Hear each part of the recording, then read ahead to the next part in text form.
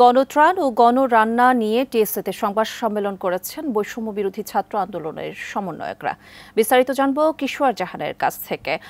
তিনি রয়েছেন টিএসসিতে। কিশোর, এই মুহূর্তে বন্যা দুর্গতদের জন্য আসলে ত্রাণ সহায়তায় সবচেয়ে প্রয়োজনীয় জিনিসগুলো কি? সংবাদ সম্মেলনের সমন্বয়করা কি বলছেন?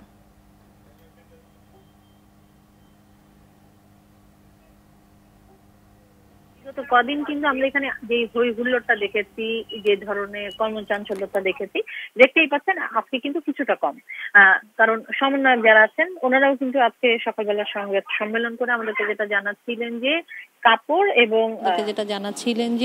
কাপড় এবং শুকনো খাবার এই দুটো আপাতত তারা নেবেন না। তার কারণ এর আগেও আমি বলছিলাম যে গত দুদিন আগে আসলে টিএসসি প্রাঙ্গণে যে স্তূপ করা বস্তাগুলো ছিল তার সবগুলোই ছিল কিন্তু কাপড়ের, যেখানে কাপড়টা অনেক বেশি হয়ে গেছে এবং এখান থেকে সেগুলো আসলে সরিয়ে নেওয়াটাও এক ধরনের বিপত্তি বলা যায়।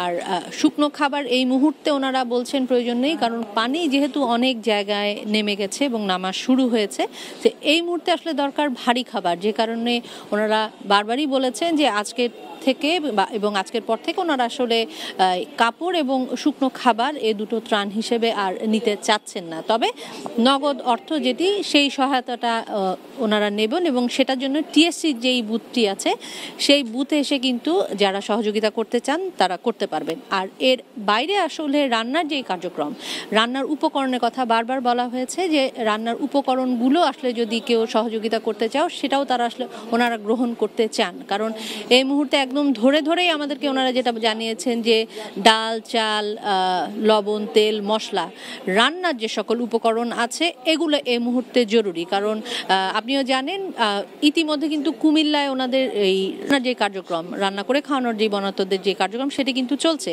শুধু কুমিল্লা না, কুমিল্লা, ফেনী, নোয়াখালী এরকম বেশ কিছু জায়গায় কিন্তু ইতিমধ্যে সেটা পুরো দমে চলছে এবং যে কারণে এখান থেকে জিনিসগুলো পাঠানোর কিছুটা বিষয় রয়েই গেছে।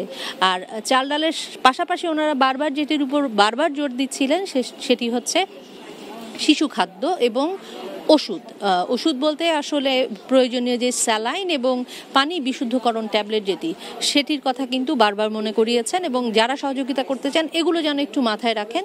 শিশু খাদ্যটা জরুরি বলছেন এবং একই সঙ্গে মেয়েদের জন্য স্যানিটারি ন্যাপকিন সেটাও কিন্তু ওনারা বলছেন যে এটারই প্রয়োজন আছে, এটাও ওনারা আসলে ত্রাণ হিসেবে আনলে কিন্তু নেবেন। তো সব মিলিয়ে আসলে যদি বলতে হয় এই মুহূর্তে আসলে অনেকটুকুই গুছিয়ে এনেছেন ওনারা এই ত্রাণের কার্যক্রম এবং এটা পরবর্তীতে আসলে কিভাবে চালাবেন বা আজকেও কত নগদ অর্থ তাদের সংগ্রহ হলো সব মিলিয়ে ওনারা সন্ধ্যার সময় আরেকটু বিস্তারিত সংবাদ মাধ্যমকে জানাবেন। তো মনে এখন পর্যন্ত এই ছিল আমার কাছে।